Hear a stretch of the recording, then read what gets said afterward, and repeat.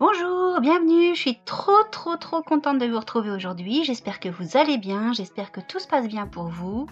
Aujourd'hui, le Bootcast est toujours dédié à l'activité d'études bouddhiques niveau 1 qui se déroulera le 19 octobre 2025. Donc en voici pour l'épisode 6, la partie grand C, grand 1, petit 2, consacrée à Nam-myoho Renge-kyo. Nam-myoho Renge-kyo est l'essence du bouddhisme et la loi fondamentale perçue par Nichiren pour apporter une réponse aux souffrances de toute l'humanité.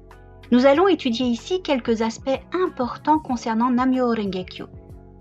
Le premier point, c'est la loi fondamentale qui régit l'univers et toutes les formes de vie. Nam-myoho Renge-kyo est la loi fondamentale qui régit l'ensemble de l'univers et toutes les formes de vie. Shakyamuni, le fondateur du bouddhisme, considérait les souffrances de tous les êtres humains comme les siennes et il rechercha un moyen d'apporter une solution à ces souffrances. Au cours de ce processus, il s'éveilla au fait que la loi fondamentale et éternelle de l'univers et de la vie, qui régit toute chose, existait en lui-même. En raison de cet éveil, il fut connu sous le nom de Bouddha, ce qui signifie l'éveillé. Par la suite, avec sagesse et compassion, il exposa de nombreux enseignements, compilés ultérieurement sous la forme des sutras bouddhiques. Parmi eux, le Sutra du Lotus enseigne le cœur même de l'illumination du Bouddha.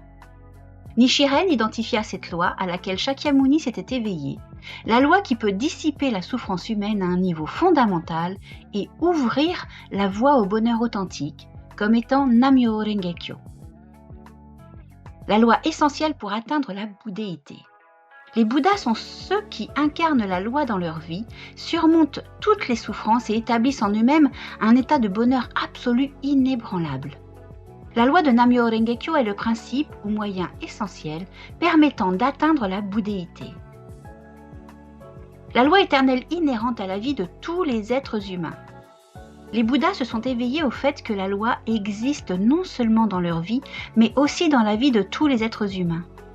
Ils ont pris conscience que cette loi omniprésente transcende les limites de la vie et de la mort et ne peut jamais se perdre ou se détruire. La loi de Nam-myoho Renge-kyo est universelle et inhérente à tous les êtres humains. Elle est également éternelle et perdure à travers les trois existences, la vie dans le passé, le présent et le futur. Deuxième point. La signification profonde de Nam-myoho Renge-kyo. La signification profonde de la loi fondamentale est contenue dans son nom, Nam-myoho Renge-kyo. Myoho Renge-kyo est le titre complet du Sutra du Lotus en japonais, qui peut être traduit par le Sutra du Lotus de la loi merveilleuse. La loi exposée dans le Sutra du Lotus étant difficile à sonder et à comprendre, on l'appelle loi merveilleuse, Myoho. Le lotus, Renge, est une métaphore utilisée pour décrire les caractéristiques propres à la loi merveilleuse. Bien qu'il pousse dans l'eau boueuse, le lotus n'est pas souillé par son environnement et produit des fleurs pures au doux parfum. Cela évoque l'image des personnes qui ont foi dans la loi merveilleuse et la pratiquent. Bien qu'elles vivent dans le monde réel qui regorge de souffrances, elles demeurent pures dans leurs pensées et leurs actions, enseignent aux autres et les guident vers l'illumination. De plus, contrairement aux autres plantes, le lotus contient des graines, les fruits du lotus, à l'intérieur de ses bourgeons et les fleurs et les fruits croissent et apparaissent en même temps. La fleur, la cause et le fruit, l'effet, existent donc ensemble simultanément. On se sert aussi de cette image pour illustrer le fait que l'état de Bouddha, bien qu'indiscernable, existe jusque dans la vie des personnes ordinaires qui n'ont pas encore manifesté cet état de vie et que, par ailleurs, même après être devenu Bouddha, nous ne perdons pas les états de vie qui caractérisent une personne ordinaire. Kyo, qui signifie sutra, indique que le sutra du lotus, Myoho Renge-kyo, contient la vérité éternelle, la loi merveilleuse, et que les êtres humains devraient le vénérer et croire en lui. Nam ou Namu est la transcription phonétique en caractère chinois du mot sanskrit namas, qui signifie s'incliner devant ou vénérer.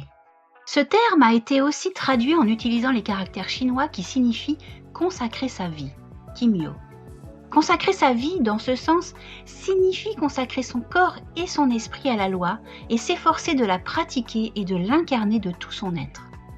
Nam-myoho Renge-kyo est le cœur même et la nature essentielle du Bouddha, qui s'exprime dans ses actions pleines de sagesse et de compassion pour mener tous les êtres humains à l'illumination. Troisième point, l'état d'éveil de Nichiren.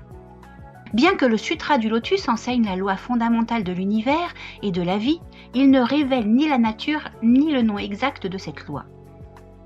Nichiren s'est éveillé au fait que la loi exposée dans le Sutra du Lotus existait dans sa vie et il a révélé que cette loi était Nam-myoho Renge-kyo. En d'autres termes, Nam-myoho Renge-kyo n'est pas simplement Myoho Renge-kyo, le titre du Sutra du Lotus, précédé du mot Nam, mais le nom de la loi elle-même. En révélant que la loi était Nam-myoho Renge-kyo, Nichiren a ouvert concrètement la voie permettant aux êtres humains de se libérer fondamentalement de la souffrance et de l'illusion qui proviennent de l'ignorance de la véritable nature de leur vie, et il les a aidés à construire un bonheur inébranlable. C'est pour cela que nous révérons Nichiren en tant que Bouddha de l'époque de la fin de la loi, une ère pleine de confusion et de souffrance. Nam-myoho Renge-kyo est l'état d'éveil ou état de Bouddha, c'est-à-dire la véritable identité de Nichiren qui incarna dans son être la loi qui régit l'univers et toutes les formes d'existence. Les personnes ordinaires sont elles-mêmes la loi merveilleuse. L'état de Bouddha est aussi inhérent à la vie des personnes ordinaires non éveillées, c'est-à-dire de tous les êtres humains. Chaque être humain est intrinsèquement et originellement Nam-myoho Renge-kyo. Cependant, lorsqu'elles ignorent cette vérité, les personnes ordinaires ne peuvent pas manifester le pouvoir et les fonctions de la loi de Nam-myoho Renge-kyo qui existent en elles-mêmes. S'éveiller à cette vérité correspond à l'état de vie d'un Bouddha. En douter ou ne pas en avoir conscience correspond à l'état de vie d'une personne non éveillée.